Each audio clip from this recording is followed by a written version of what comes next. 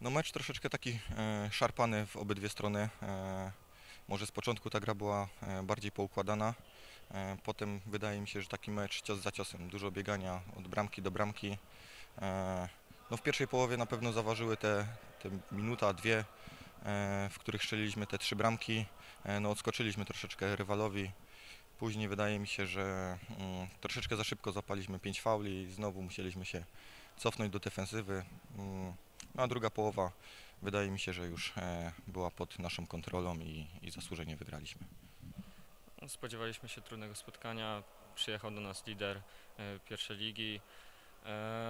Do 10 minuty było dosyć wyrównanie. Wygrywaliśmy 1 bramką, potem szli w przypadku na 1-1.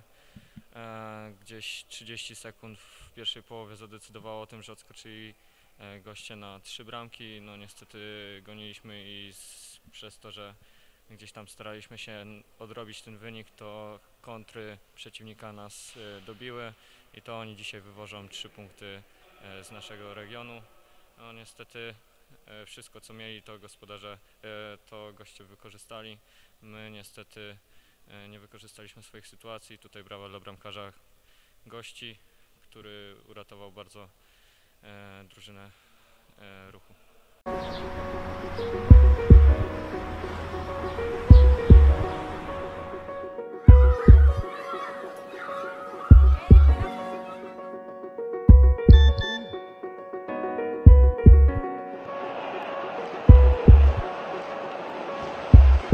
Życie regionu toczy się w rytmie bijącego serca.